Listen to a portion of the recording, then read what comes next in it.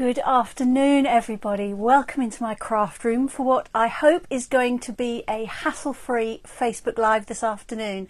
We didn't have the best of luck last week when, after 2 attempts, Facebook sent me a message and said there had been an error and they were unable to let me go live. So it looks like I'm live today, and I'm very much hoping that everything will go smoothly this time. My apologies for being a few minutes late. Believe it or not, I've been chasing a dog around the garden. Not my dog, my son's dog, which I look after during the day while he's at work. And it's a beautiful sunny day here in the New Forest. It's really mild outside. I think it's about 13 degrees. And she didn't want to come in, and I knew perfectly well that if I left her in the garden, whilst she'd be happy for another 5 minutes, then she would want to come in, and of course that's not very convenient when you're crafting live. So I was trying to get her to come in. She was having absolutely none of it, and if any of you have dogs, then you will know exactly what that is like. You can tell what a lovely day it is because I'm actually not wearing a fleece today. It's probably the first day in, oh goodness me, 5 months at least that I haven't had a fleece on, and it's probably the first day in about 2 months that I haven't been wearing thermals. So it really is a very nice day today. Now I'm just going to get my iPad up and check that I'm as live as I look like I am, and then we can get started. I haven't got my beanbag handy. Let me just reach that. In all the excitement of dog wrangling, I forgot to put that on my table. Okay, let's turn the volume down. Otherwise you will get me in stereo, which isn't great for anybody. Where am I? There I am. So let's see. And it looks like I'm live, and it looks like there's somebody there. So if you are watching live, do please say hello.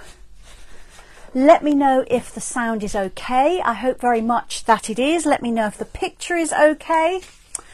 And yes, so I don't know what happened last week, but fingers crossed we will do much better this week. So things that I need to tell you about. I had my order arrive this week, and in it were a couple of online exclusive items, and I will be showing you those in just a minute. And I'm also just going to plug my phone in because I've also forgotten to do that, and I've just had a warning message come up. There we are. Hello Maureen, lovely to have you here this afternoon, and thank you so much for checking in and saying that the sound and everything is okay. That's good news, brilliant, thank you very much. So yes, so my online order has arrived. The new items that I ordered were the pack of 3 embossing folders, and I can't remember what these are called, the loose frosted dots, which is a little bit of a mouthful, but they're very pretty. And when I turn the camera down, I'll show you in just a minute. You'll remember from me talking to you about them before that they're called online exclusives because you can only see them online. They are items that Stampin' Up has brought in. We don't know how long they will have them for. They could have them for months and months and months, or they might only be available for a short time and then not be restocked once they've sold out. The idea behind it is twofold, really. The primary one is that Stampin' Up can be much more responsive to fashions and trends and new developments in crafting if they only put the items online. A catalogue is years in the development, and so everything has to be planned a long way out. But if something fantastically innovative suddenly comes around and everybody wants it, they can't put it into a catalogue because it's too late. However, they can get it online really, really fast. So that's the primary reason. And also lots and lots of companies have both a high street and an online presence. Well, we don't have the high street, but we have the catalogues, but we also have online. So it's kind of just going in alignment with everybody else. However, you can still order the online exclusive products from me. So if you much prefer me to put in your orders rather than you ordering online yourself, then I'm really happy to do that for you. Just let me know what you want. You can have a look at them online, and then I can order them for you. So that's a little bit about online exclusives, and I'll show you more in a minute. In terms of class bookings, the April Fancy Fold class bookings close a week today, next Friday, which is the 24th of March. The class is running on Monday the 17th of April. Near me, just outside Leamington. We'll be making 2 different Fancy Fold cards. I realised that perhaps I don't explain fancy fold cards very well. Somebody said to me at the weekend that they'd thought that it was probably things like tea bag folding and that kind of fancy folding. It isn't. We're talking about pop-up cards, we're talking about cards with layers that fold out, fold up, fold down, flaps that you lift, all kinds of things, that kind of fancy fold card. And in the class we make a template for 2 different folds.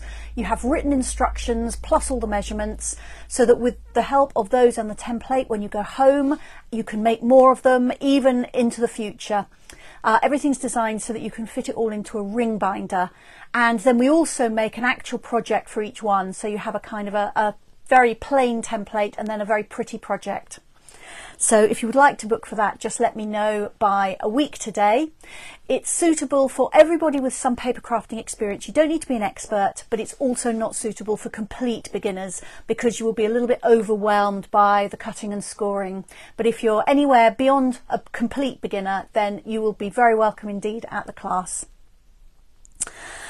And just a reminder that we're going to be having a colour refresh. I know this isn't news to you if you've listened to me before or if you're on my newsletter mailing list. When the new annual catalogue launches, the colour families will look different to how they look at the moment. So that's the brights, the subtles, the regals and the neutrals. We already know that the 2021 to 2023 in colours will be leaving. That's not news to anybody because they're at the end of their second year. However, about every 3 to 5 years, Stampin' Up! Rejig the colour families. They take away the colours that aren't so popular or that aren't fashionable, and they add in new colours, and they also look at the balance of all the different colours across the range and across the families. So they make sure that we've got plenty of purples, plenty of blues, plenty of oranges and so on, and that there's a good spread of colours within each family. So this is going to happen again. I can't tell you yet what is going and what is going to be returning, with the exception of Lost Lagoon and Pretty Peacock, which are both in the kind of bluey green colour families and were in colours a few years ago. Some of you may remember those. So they are definitely coming back, and I know that because they're in some of the new online exclusive items, but I don't know about anything else. Stampin' Up! Are making an online announcement to all demonstrators on the 29th of March in the evening. So I will send out something to my customers as soon as I can after that to tell you which colours are leaving and which colours are going, so you know. However, up until that point, the 29th of March, you should be able to order all the current colours. So if you need any of them, please order them now. Please, this weekend, go through all your ink pads. Do you have a re-inker for each ink pad? If it's a colour you love, do you have 2 re-inkers? Because the ink re-inkers last you years and years and years into the future, and re-inking an ink pad that you love means you can continue to use it for a very long time. Re-inkers are also brilliant for all kinds of inky techniques. You've seen me use them here from time to time. So re-inkers are a really good thing to get. They're not very expensive. So please check your ink pads. Make sure you've got at least 1 re-inker for each ink pad. And if you haven't, get them ordered ASAP. If it's a colour you really like to work with, you might want some card in that colour as well. So again, check your stash and see if you need card in any of those colours. And of course, the outgoing in colours, which are Evening Evergreen, Soft Succulent, Pale Papaya, Polished Pink and Fresh Freesia, are definitely leaving. So again, if you need anything in any of those colours, please let me know. Get it ordered ASAP. Because if we wait until the colour refresh is announced, all the colours which are leaving will sell out in all their different formats super fast. Some of them may be gone by the next morning. So don't leave it until then. So that is my public service announcement on colour. Let me just see if there are any comments here that I've missed. Okay, I don't think there are. All right, so that's all the news and notes. So what I'm going to do now is put the camera down to my desktop. I'm going to show you a couple of new products and then we'll get going with some crafting. Today's crafting is all about Easter. I would have brought it to you last week, which would have been even better because you'd have had an extra week to make your Easter treats. But never mind, Facebook was not having any of it last week, so I'm hoping that this week is not too late. If there's anything you need, you can still get it ordered and have it arrive in time to do a little bit of crafting before Easter hits us. So let me turn everything down. I'll cover you over because it can be very wobbly indeed, and I don't want anybody going down with motion sickness when they thought they were going to be doing some stamping. So I'm hoping that that will look good. I've just got to remember to reverse the camera, which is so easy to forget about. And I don't look any better upside down, so I've reversed the camera now. Let me just wait for everything to come back and we'll see how we are. Okay, so let's bring that forward a little bit so you can see a little bit more of what's on my desk. Ooh, I've twisted it. I so often do that. Make a little bit more space. And let me just tilt that very slightly more. I can never remember which way. I have to do everything opposite. No, I was right the first time. There we go. Then I wait for everything to catch up. And I think we are just about there. Can I fine tune that and make it any better? Okay, so it looks like I've frozen. I do hope we're not going to have a repetition of before. No, we're not. Good. So if you need to get hold of me, that is my email address and that is my website. I'm just going to grab a clip and clip this cable out of the way, and then I'm going to show you some pretty things.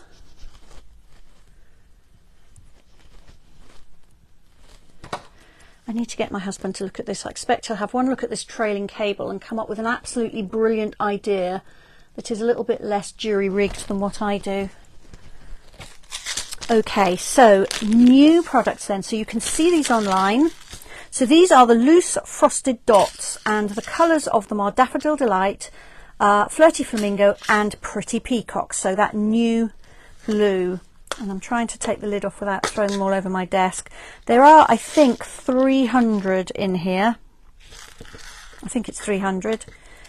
And as it suggests, they are loose, so they are not they're not on a sheet with an adhesive dot, which lots of our embellishments are.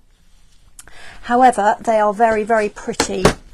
There are 3 different sizes in the 3 colours, and I don't suppose for a minute I'll be able to find all 3 sizes in all 3 colours, but I will just pull a few out to show you.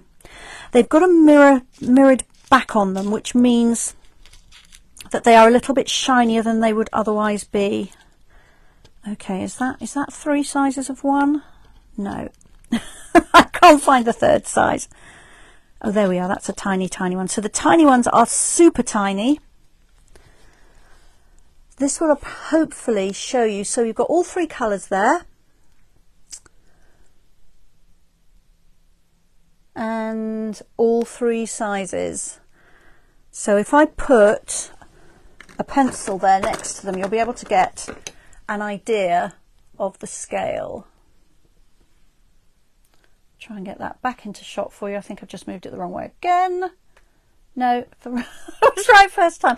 Some of these things I have to mirror image and I find it so confusing. There we are. So those are super pretty. They will make lovely flower centres, little trails for flying butterflies and dragonflies, or just to scatter on your projects and make them pretty. Multi-purpose glue will stick them down really nicely. The bigger ones you'll be able to use a mini glue dot on, but they are really pretty and I think they'll go a long way, which is always good.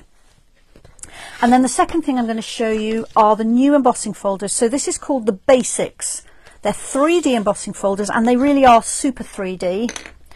There are 3 different ones in the pack, and I've embossed some card, which I'm hoping is a good colour to actually show you on camera. So there's this one, which is dots. I don't know if by tilting it you can get a better idea of the dimension, but this is so dimensional. If the back will show you.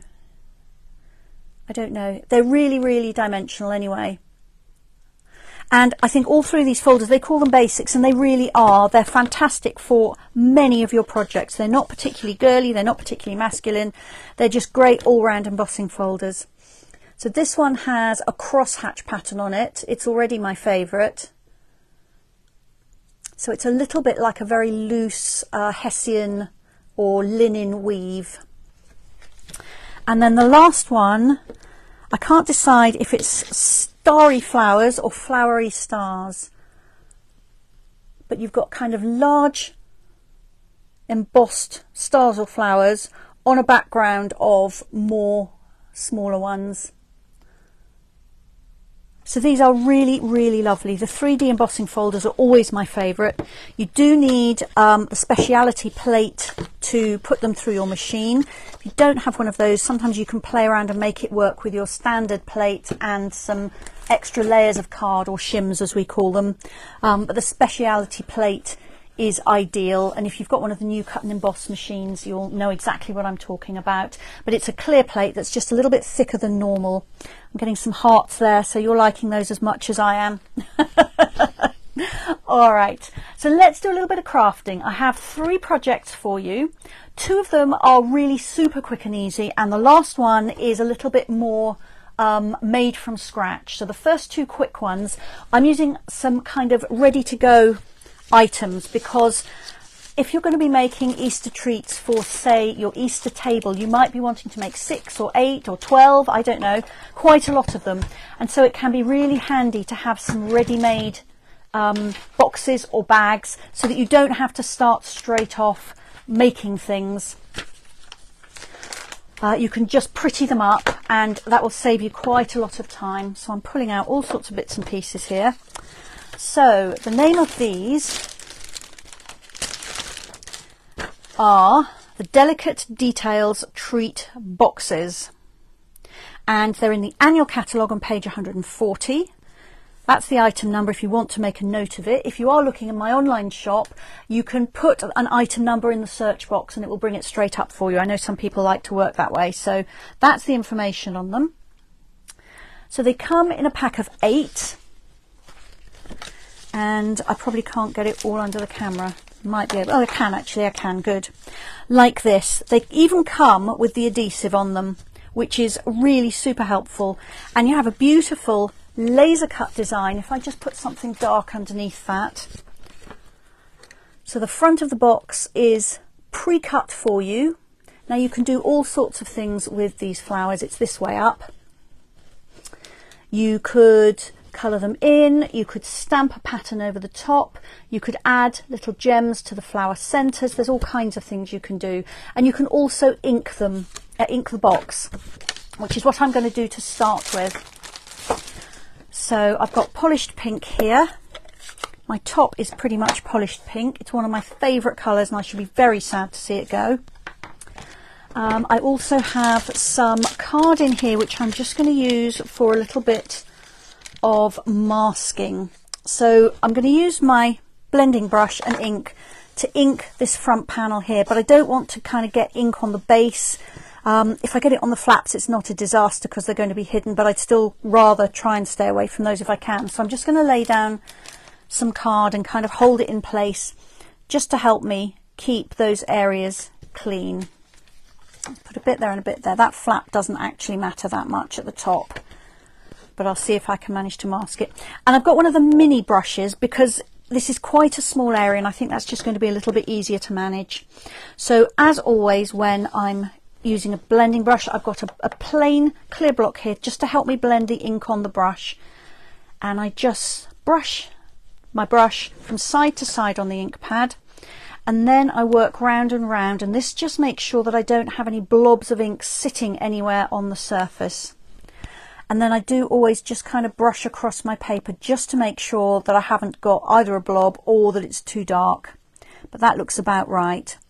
So I'm going to work in a circle, and I start in the air with my hand moving, and then when I hit my card, my hand is already moving. And that is a key thing to do to avoid getting ink blobs. You get much, much more even coverage if your hand is moving when you start to touch the card. And then I just keep going round and round and round and round and round in a circle.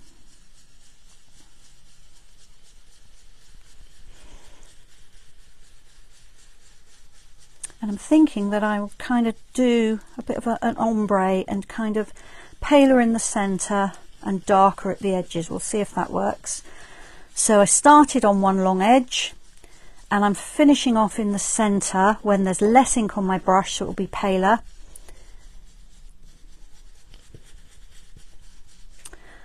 And then I'm going to come in from this edge down here as well. And you can see that I've got a nice crisp clean edge there where I had that card over there.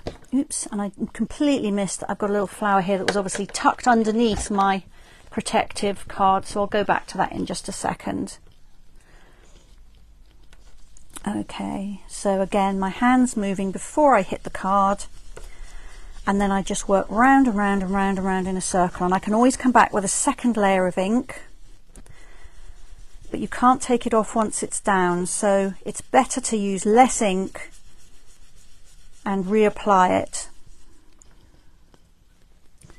There we are. Now I just need to get that little flower there, which I completely missed first time around. Let's blend some ink onto that. There we are. And I'm just going to put a little bit more down on that side, just so it's fairly even compared with the other side. So these will be the right and left hand sides. There we are. So if you haven't tried ink blending, do give it a go. The brushes come in 2 sizes and it is really great fun. If you work on plain card, then you can obviously, you get a sort of a stenciled effect through, so I could use that as a layer on something else. So this is my bag front now. It looks much more interesting with some colour on it. I could have inked the whole thing, but I decided that the front would be the interesting part. Then I'm going to fold over the side flaps and use my bone folder on them. Whenever I'm making any kind of bag or box, I always use a bone folder when I fold the card, because you get a much crisper finish and the whole thing will just fit together and work so much better.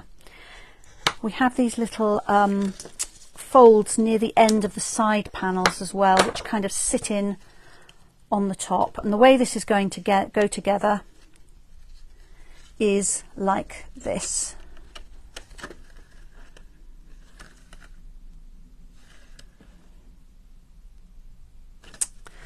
So all I need to do is take the tape off, or the backing of the tape, a piece at a time, and then I'm going to take my time lining up the sides. Hoping you can see that. I'm just making sure that it's straight and nicely aligned, and then I can pop my bone folder inside and just press on that flap to really adhere that nicely. I don't think it much matters whether you do the 2 flaps on the right and then the 2 flaps on the left, or if you do one entire side and then you do the other side. At some point you're going to be working on the last flap and just have to get your fingers in there. But they are very easy to put together, so I haven't had to do any measuring, any cutting, any scoring. I haven't even had to do any gluing.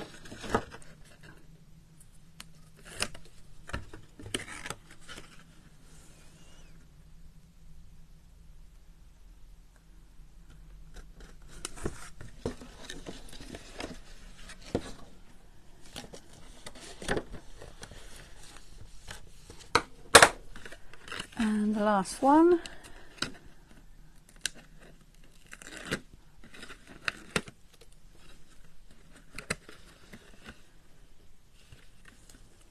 This is a little bit more fiddly because you haven't got so much space to work in. Let's see if I can get my hand in there. If I can get it stuck at the top, then the rest of it will follow. There we are. And now I can just get my bone folder in there and press the rest of that flap down. There we are. So that is my little box. I've even got the holes punched in the top there. So let's fill that up with some goodies. My son has been eyeing these for weeks. I went out and did a little bit of an Easter shop quite early, and he's definitely got his eyes on these. So I've just filled this up with a mixture of little mini eggs. There's some Cadbury's Dairy Milk, there's some mini cream eggs in there, there's some dime eggs. I don't like the dime eggs that much. I love a dime bar, but I'm not keen on a dime egg. I don't know about you. All right, so now I just want to make a little tag and pop some ribbon through there. Before I do though, I'm going to add some gems. I've got some of the iridescent rhinestones here, and so I'm just going to add some centers to some of those flowers. I bet the eggs will fall out now. I probably should have put these on before I folded the whole box up, so if you're doing these yourself it'll be easier for you to put these on first and then construct the box, but never mind. It's still doable now.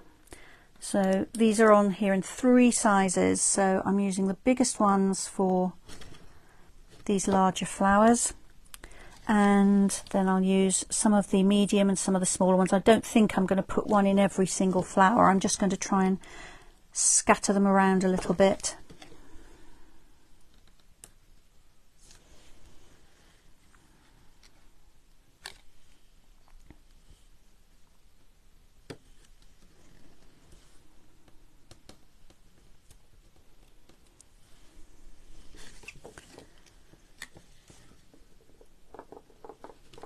Ooh, I've lost an egg. Never mind, I'll retrieve that. Let's pop one more on because I like things in odd numbers better than in even numbers. There we are. So that is the front of my box. And they catch the light really nicely, those iridescent rhinestones.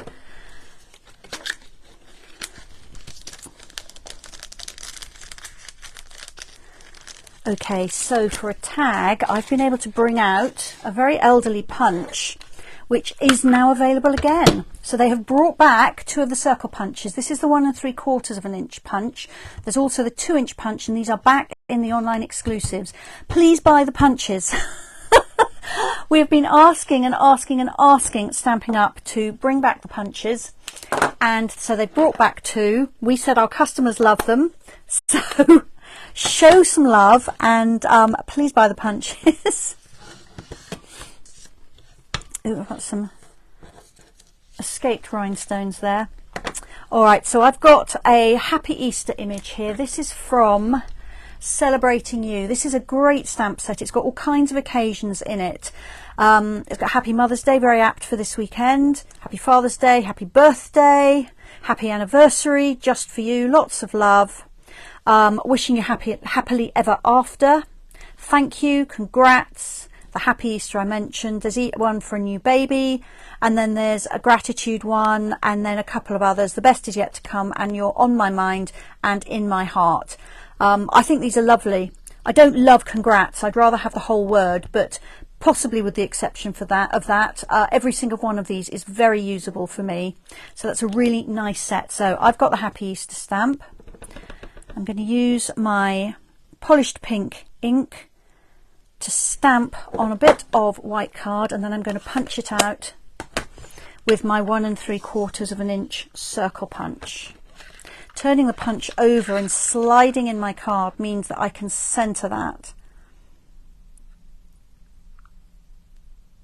And then I depress the punch halfway, which holds the card in place but doesn't cut it. So if that wasn't straight, I could release it and then move it. But let's get it back to where it was. And then punch it. So it's much easier to stamp and then punch something out. Then I just need a hole in the top. You only need an ordinary hole punch. I love my crocodile, which also sets eyelets, but you absolutely don't need one that sets eyelets. But it would also punch through really, really thick materials, so it's a great tool to have in my craft room. I've got some white baker's twine here, and just find my scissors. I don't need very much of that.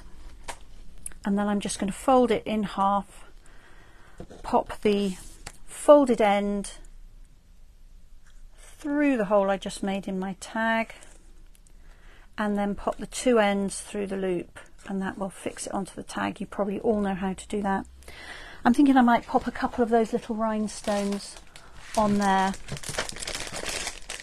See if I can find them. I just dropped them in my basket here.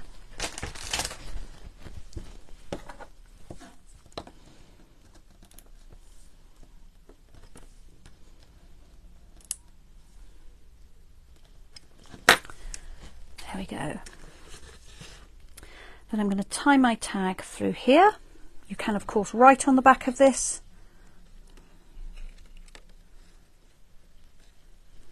I'll show you this properly in a minute. I was going to do that. I don't think I am actually. I think I'm going to thread it through the 2 holes. Like that. There we are. Let me try and show you what I've done.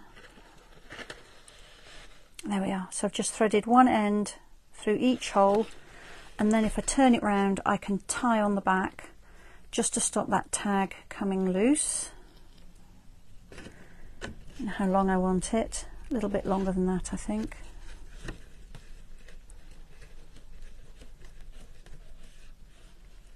There we are. So I'm just going to tie a double knot on the back.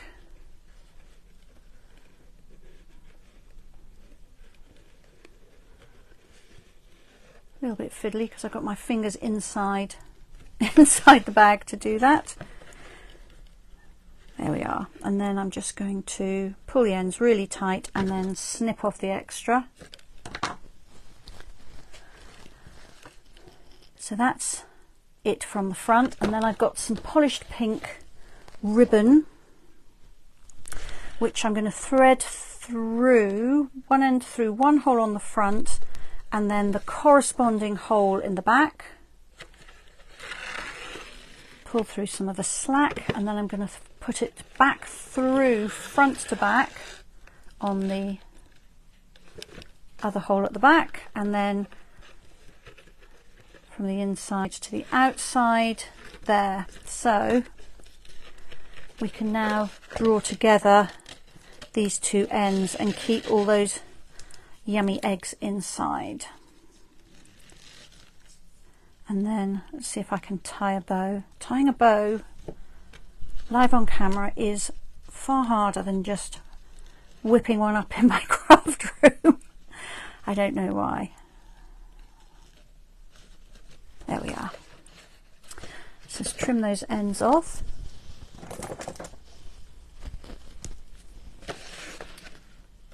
My ribbon scissors here. I don't use these for anything except cutting ribbon. If you're a sewer or an embroiderer, you will completely understand that you do not want anybody cutting anything with your fabric scissors.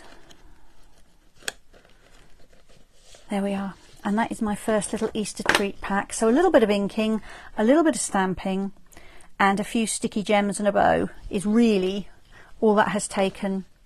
And you could theme this with the colour of your Easter table, or you could do them different colours. If you alternated, I don't know, pastel pink, pastel yellow, pale green, pale pink, they would look ever so pretty on the table. And these boxes are big enough to hold quite a few things. You could put a couple, maybe even 3 cream eggs in there. You could put in all kinds of treats. You could pop in Easter biscuits. Let me tell you how much the base measures. The base measures 3¼ inches by 2 inches. So yeah, quite a good size. So there's my first Easter treat. Let me clear up a little bit, and then I will bring in the next one, which if anything is even quicker to put together. I'm just going to take the ink off that, otherwise we know what will happen, don't we?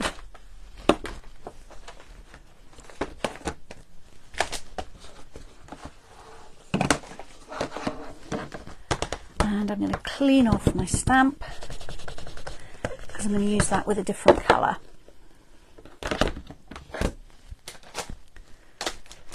Okay, put all of that down on the floor.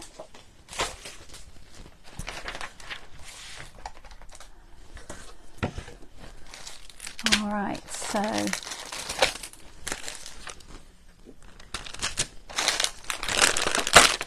packet of mini eggs, and look, I haven't even opened them, completely sealed. Are you impressed with my restraint? I do love a mini egg. They were my mum's absolute favourite. She didn't really go for chocolate, but she completely loved a mini egg. And I've been thinking about her a lot today. It would have been her birthday today, St. Patrick's Day. So yes, packet of mini eggs in her honour. All right, so what I have here is a Peekaboo Treat Bag. I will show you why it's a Peekaboo one in just a minute. They're in the catalogue on the same page, page 140. Thank you for the hearts, that's lovely. And the number is 159252. These come in a pack of 10. You get 5 white ones and you get 5 in a craft paper colour, that sort of mid-brown. I've used all those on another project, so I've just got the white ones left. And let me show you the undecorated bag. So this measures 5.5 by 4 inches. And it has a little window in the centre and it has a grip seal top. There's a lot to these bags. And my hands are too wide to get right the way in. But if you push your bone folder in, you can also push out the base of the bag, which will open up so that they can be stood up. There we are. So they will stand. They are food safe. They actually have a kind of a waxy, plasticky inside. So these are perfect for if you like to make Easter biscuits or anything else like that, which where the grease can migrate through. It won't do that with these. And because the outside is paper, you can stamp on it. But the quickest of all is to add pattern paper, which is what I'm going to be doing. So I have 3 pieces here of the, I'm trying to remember the name of it, Regency Park patterned paper. I've picked this blue, which I really like. And I've cut these to these sizes. So 3 3/4 by 4 3/8. Now I've put 4 1/4 in brackets. If you can't handle dealing with 1/8 of an inch, 4 1/4 is okay, but you get better even borders if you cut it to 4 3/8. So 3 3/4 by 4 3/8. 3 3/4 by 1 13/16, and yes, I know, 16ths. 1 3/4 if you can't handle that will do, and 3 3/4 by 1 inch. And all I'm going to do is first of all glue on the patterned paper. My glue is trying to escape off the back of my desk. So the big piece goes on the back, and because you're going to be filling this bag and therefore the bag is going to be changing shape and bulging, make sure that you really do glue this on well. So instead of just going around the edges as I would if it was a card, I am actually going to put some across the middle as well, because I don't want this to move. And actually I think I'm going to go just slightly closer to the edge than I do normally as well. There we are. So this will fit below that grip seal, or zip lock if you're one of my American friends. I think in this country we call them grip seal. Is that one of those plastic strips, you know, where you can press it together and it seals your bag. So underneath that, to cover that, and then we're going to do the same on the front. So the larger panel goes at the top.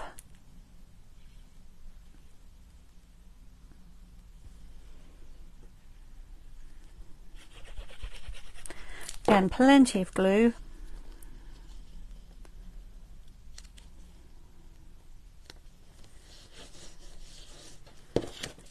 And then the little one goes at the bottom. So you can see how quickly this comes together. And we've got so many pretty patterned papers. I'm actually using the florals, but look at the back of that. That lovely spotty colour. That's Mango Melody. I love that colour. I really hope that one doesn't disappear. And it will be a lovely spring colour. So I could actually be using the other side of it. All right, so that's all the patterned paper. Let me know if you need the measurements back. Oops. So then I've got a scrap of white card here. And I'm going to stamp Happy Easter on it, this time using Night of Navy ink, because that's the background colour in my paper. And I'm going to use the double oval punch this time. This is in the annual catalogue, one of my most used punches.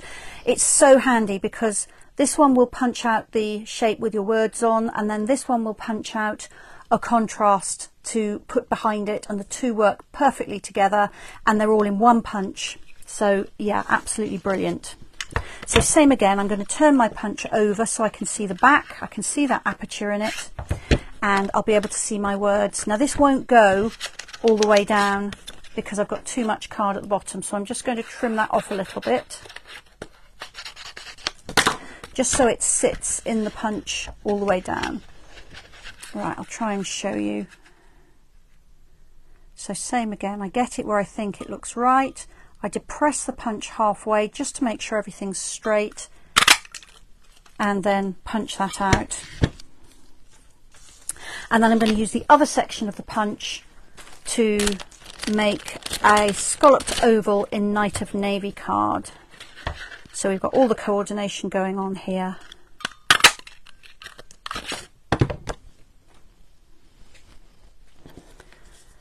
So these two will go on here.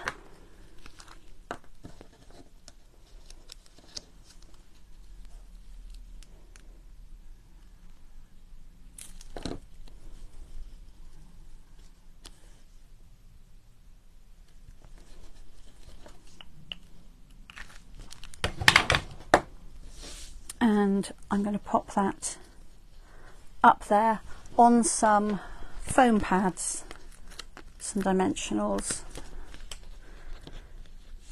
just to make it stand out a little bit more. And as always, I'm using plenty of dimensionals. They're not expensive, and I definitely don't want the label coming adrift when I fill this up with my mini eggs. There we are. All right, so it's time for the goodies to go in. I'm just going to make sure that the center of this is pushed down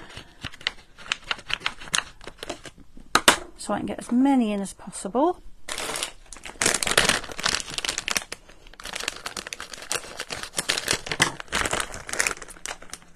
If you're not in the UK, possibly you don't know what mini eggs are, in which case you are really missing out.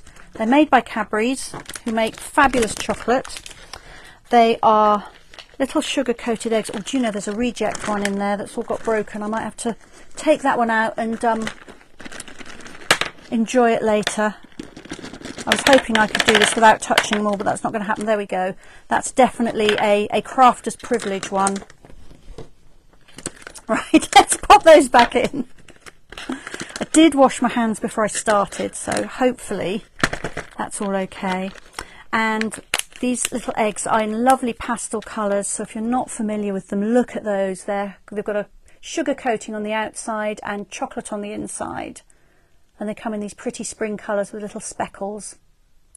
So I've just sealed that up, pressed the grip seal together, and then I have some of the metallic ribbon. This colour is actually Starry Sky, but these ribbons are a coordinate with rather than an exact match, which means that the Starry Sky one works really well with Night of Navy.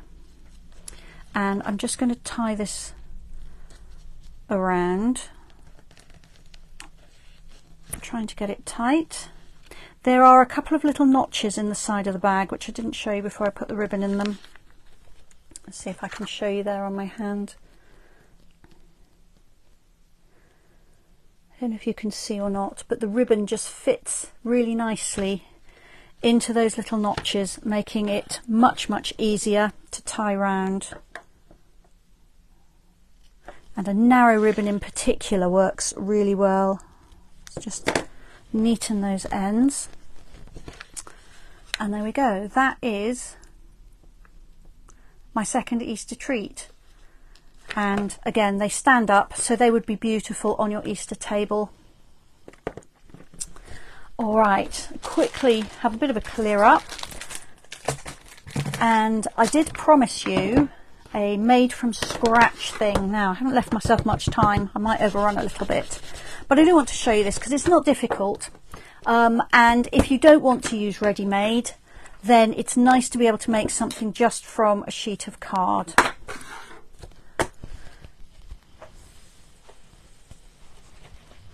So let me pull this in. Now, I didn't design this. This was designed by my team leader, Amanda Fowler. Some of you will know her. But it's okay for me to share it. And it is a really nice little treat bag.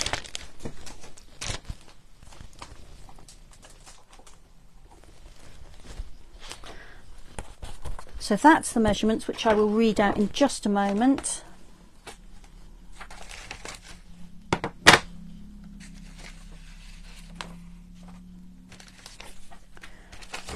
Find my bits and pieces here.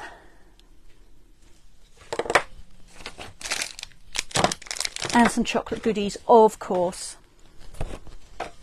So she designed this bag specifically to fit 2 Kit Kat bunnies. Now, I haven't found the Kit Kat bunnies anywhere, but I have found the Maltesers bunnies, and these will fit as well. Obviously, a Kit Kat bunny and a Maltesers bunny is the same size. So that's what we're going to be putting in there.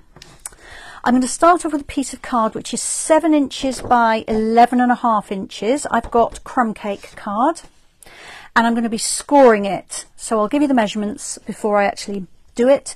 Scoring it, so landscape, that's with the long edge at the top at 1.5 inches, 5.5 inches, 7 inches and 11 inches. And then I'm going to score it portrait, that's the short edge at the top, at 1.5 and 5.5 inches. And then I've got some patterned paper here, 2 pieces which are 3 3/4 of an inch square, and 1 piece which is 3 3/4 of an inch by 1 1/4 of an inch. So no fiddly 1/8 of an inch, or heaven forbid 1/16 of an inch on this. So let's do that scoring first of all.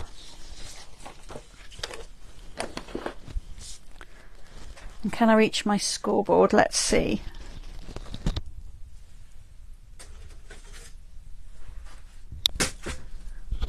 Just about. So I hope you'll be able to see this okay, but I'll read the measurements again as I do it. So I've got it landscape, the long edge at the top, and I'm going to score it at 1.5 inches, 5.5 inches, 7 inches, and 11 inches.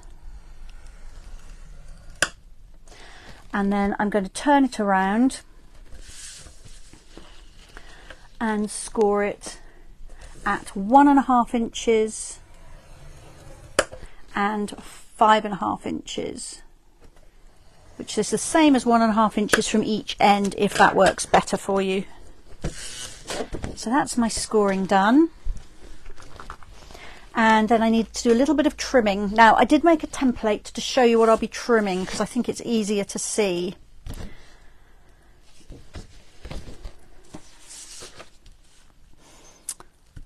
So these are my 2 long lines here, and this bag is actually this way round, or box. I can't decide if it's a bag or a box. So this will be my front flap. Then I'm going to get rid of everything here that I've got the hatched lines on. That little tab there as well. And then this is my base. And as you do with most bags and boxes, I'm just going to snip here on the score lines until I hit that first horizontal score line.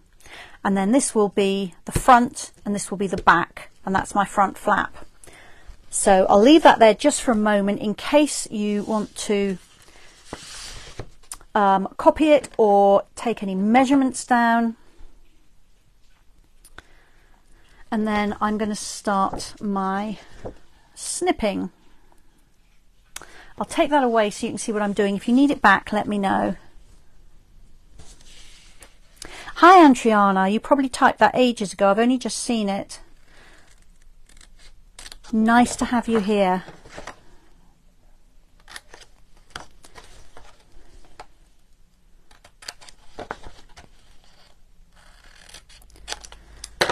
There we are. So I've taken, this is my little flap here, this will be used for gluing, so I've just taken off the top section and the bottom section, and then I'm also going to just slightly miter that flap because it will mean it just folds a little bit more neatly. So I've just done a slight diagonal cut on both edges of those. So then I'm going to cut away 1, 2, 3 sections here at the top. You can do this on your trimmer if you like. My desk is very cluttered, so I'm going to use my scissors.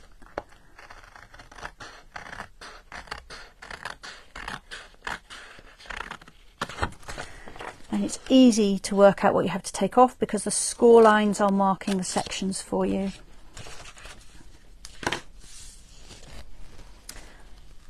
So that's that, and now all I need to do is snip up the score lines on my base.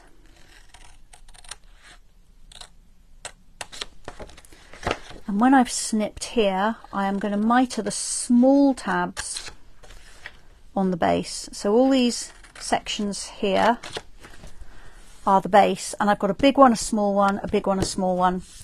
And the big ones will be the outside flaps, so I want those to stay nice and square, but the small ones will fit inside, and so I'm going to mitre those just to make sure that everything fits together more easily. If I mitre the large tabs, then on the outside they won't fully cover the base because I'll have taken a little triangle away from them, so I'm not going to mitre those.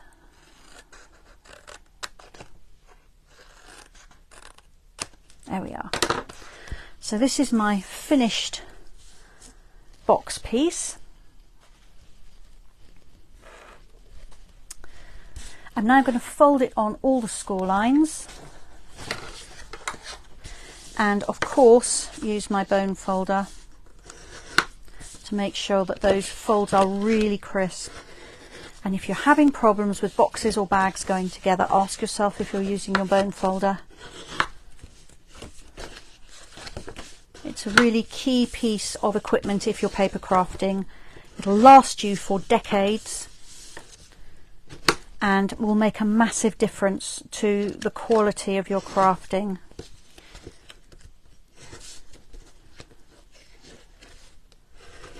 There we are. So this is going to come together like this. Have I got enough hands? There we are. And then we're going to squash in the sides, and then that will allow this front flap to drop down. So now it's time to put the paper on. I gave you the measurements for the paper. The paper I'm using is from the Abigail Rose pack, which is one of my favourites. I'm using this design, and to make it a little bit more spring-like, what I've actually done is some colouring in. If you know me at all, you'll know I love to colour in. Whether it's a colouring book or paper, I will enjoy doing it. So I've done almost all the colouring, but I've just left one just so I can do one with you so you can see. So these are my pieces of paper, and if I put that one next to them, you can see it just really transforms the paper. So I love stamping blends because I get colouring with no lines. So I'm going to use my Stamping Blends marker. I actually want the bullet tip, not the brush tip. And that's the light one, and then I want the dark one as well, so I can just add a little bit of shading. So the key to shading and blending with these is to be working with one colour on another when everything's still wet, so I don't work on very big sections at a time. That was the light one. Now I'm just going to add a little bit of the dark ink just where the etched lines are on the image. And then I'll come back over the top with little circles of my lighter marker, which just helps blend in the darker colour. That's still drying, but if I lift that up, hopefully you can see on the other flowers the effect of the blending. So same again. Just working in small sections. These do dry very, very fast because they are an alcohol-based ink, which is why it's really important to keep the caps on when you're not using them, and even in between uses. So I've got the cap on this, it's not pushed right down, but it is capped to minimise the evaporation just while I use the other one. There we are, and then final big section, and I'm not colouring particularly carefully. I'm trying to stay inside the lines, but beyond that you can scribble colour, because these are alcohol ink and you don't get those stripy lines like you do with ordinary felt pens. I do love a felt pen, but these are even better. There we are. So that's the last flower coloured in. I used Granny Apple Green for the leaves. And of course, if you'd like pink tulips, you can have pink tulips, or orange tulips, or whatever else you would like. So I'll bring in my box. I need to remember which way is up. So this is the bottom. So my two large pieces are going to go on here. And then this one will be the smaller one, but I'll have to remember to turn it over because it will be hanging that way. It's much, much easier to put the paper on while the card is still flat. Antriana thinks the papers are pretty. Yeah, they really are, Antriana, aren't they? And I do love that I can add colour to most of the papers in the pack and really tailor it to whatever I fancy.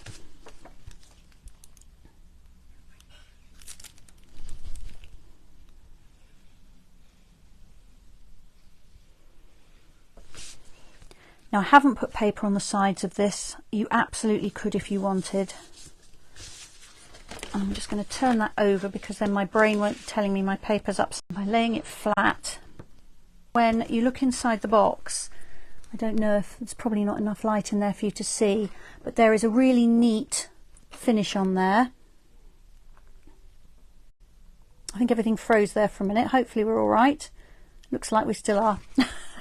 And if you're putting something in a box like maybe some little cards, then they don't get caught up on these little tabs. Whereas if you've got the little tabs in there, they kind of stop part way across and then they can get in the way of whatever you're putting in.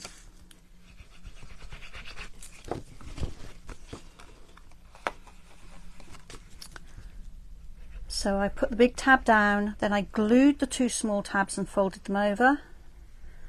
And then this is the last big tab going on, and then I will push from the inside and make sure everything is glued. And I'm making sure it all goes nice and straight, but really it goes straight without too much effort if you've used a bone folder really firmly on all those score lines. So I'm just pushing down inside with my bone folder. If it was a deeper box, I could use a ruler to do this. There we are. So that's the base, nice and neat. This is the front of my box, and because that one folds back, I've got a nice neat front instead of it looking like that. Can you see the join there? So I haven't got that at the front because my front base tab was the last one I closed. So now I'm going to push in on the sides and push the front down, or forwards if you like, to meet the back. There we are. And that will give me the shape of my box. Or bag. I still can't decide if it's a box or a bag. And now the flap will come over the front really nicely like that.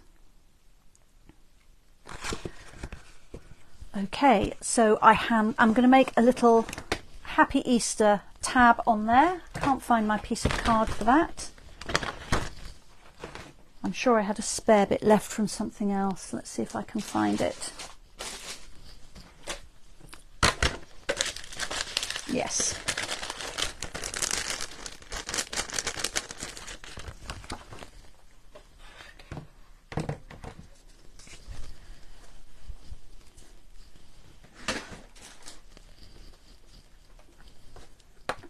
So I've got Early Espresso ink pad here.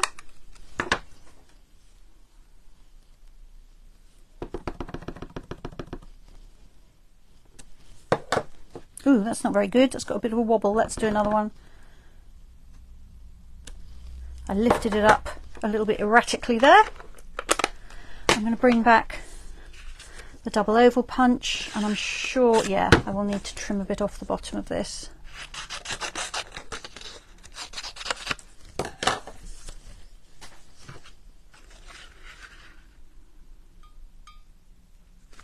Nice and centered. Punch that out. You can see why I love punches so much. And I've forgotten to put a piece of card here to punch the scalloped one out of, so I'm hoping I can get it out of my scrap. Yes, I can. So this is the piece that I cut off my box. Perfect. Waste not, want not. So let's glue those two pieces together.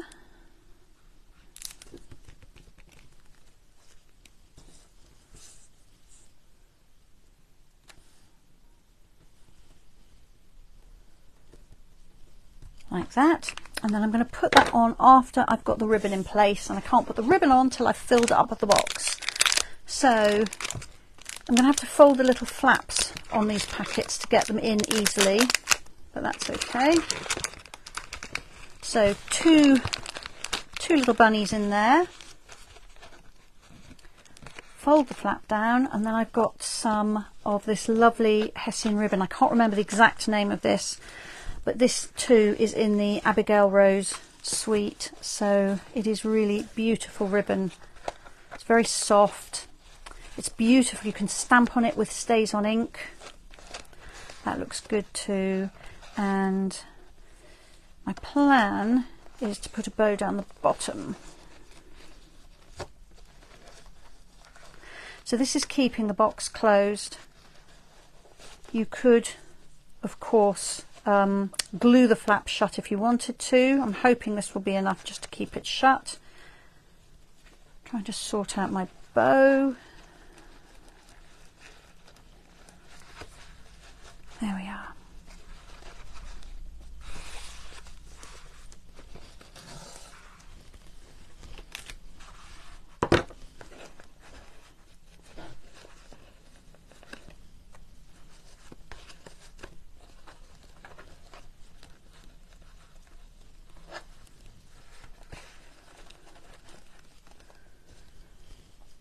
Probably not my best ever bow, but I think it will do.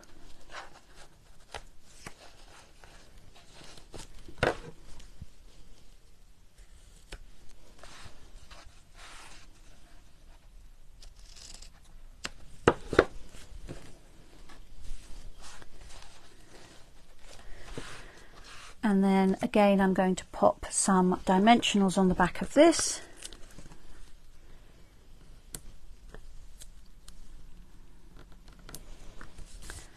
Keeping them well to the edge because I'm going to put this over the top of the ribbon. There we are.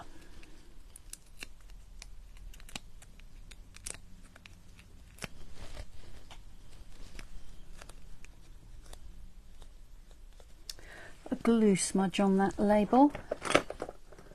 Let me just get rid of that. There we are, that's better. Okay, and I'm hoping that this will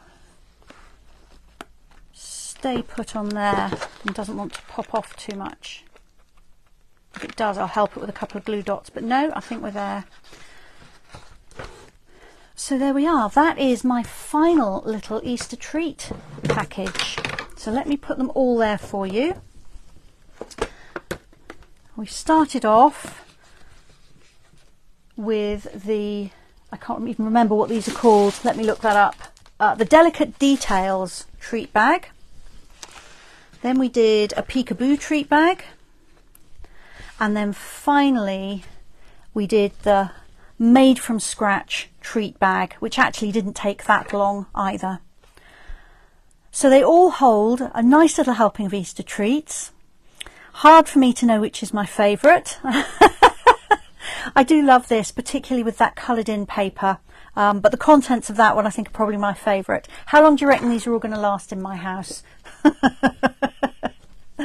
Okay, so I'm going to turn the camera back up and say a goodbye to you, because we've slightly gone over the hour, but I think you stayed with me, which is really nice, so thank you for doing that. I need to remember to reverse the image again, and there we are. Hooray. Well, all being well, I think everything worked right up until the end today, which is always a bonus. So it's lovely to see you. Thank you for joining me. If you are watching this afterwards on the replay, whether it's on Facebook or on YouTube, thank you to you as well for joining me. It really does help me when people like and share these, And if you like what I do and you're watching on YouTube, then do hit that subscribe button, and I will be very happy indeed for you to join me regularly. I'll be back at 2 o'clock next Friday when I will be making cards with scraps. Yes, my scrap box is overflowing again, so it's time to use up some of those scraps. So come and join me for a bit of scrap inspiration next week. I hope you have a lovely weekend, and I will look forward very much to seeing you next week. Bye bye.